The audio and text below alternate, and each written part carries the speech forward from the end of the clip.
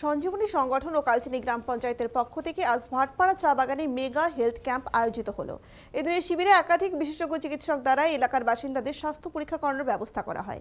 রক্ত পরীক্ষা ও বিনামূল্যে ওষুধ প্রদান করা হয়। এদিন শিবিরে এলাকার 500 জনের স্বাস্থ্য পরীক্ষা করানো হয়।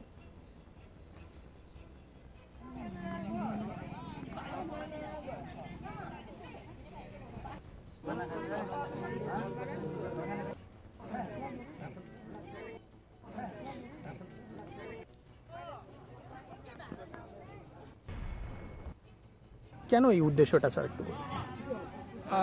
আমরা সবুজ সংঘ, আমরা যে সংগঠনের তরফ থেকে আজকের এই হেলথ ক্যাম্পটা আমরা করছি, তো আমাদের এই সংগঠনটা হচ্ছে যে বিগত 50 বছরের পুরনো অর্গানাইজেশন, এবং আমরা আমাদের যেহেতু সংগঠনটা প্রত্যন্ত সুন্দরবনের প্রত্যন্ত জায়গা থেকে তৈরি, এবং সেখানে আমরা দেখেছি যে একদম প্রান্তিক জায়গা, যেখানে খুব দুর্গম জায়গা, যেখানে স্বাস্থ্য পরিষেবা সঠিকভাবে পৌঁছতে পারে না, সেই উদ্দেশ্য নিয়ে আমাদের এই যাত্রা শুরু হয়। এবং আমরা কাজ করতে করতে 50 বছরে আমরা দেখেছি যে আমাদের যে নর্থ বেঙ্গলের যে বিভিন্ন চা বাগান, সেখানে যেগুলো দুর্বল চা বাগান কিংবা মরা চা বাগান, তো সেই সমস্ত জায়গার কিংবা যে সমস্ত চা বাগানগুলোকে চলছে, সেখানকার যারা অধিবাসী, যারা চা বাগানের যে সমস্ত কর্মী, তারা সঠিকভাবে স্বাস্থ্য পরিষেবাটা পায় না, কিংবা তারা সেগুলোকে পাওয়ার জন্য যে দূরে দূরে যেতে হয়, সেগুলোকে তারা যাওয়ার পক্ষেও তাদের অসুবিধা হয়।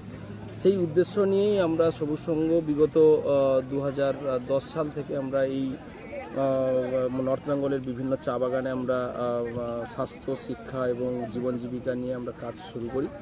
এবং তার মধ্যে হচ্ছে যে কালচিনি, কুমারগ্রাম এবং আলিপুরদুয়ার 1, আলিপুরদুয়ার 2, তার সঙ্গে মাদারিহাট এবং দার্জিলিং এবং শিলিগুড়ি মহকুমা পরিষদ, এই কটা জায়গাতে আমরা এই মেডিকেল ক্যাম্প করছি।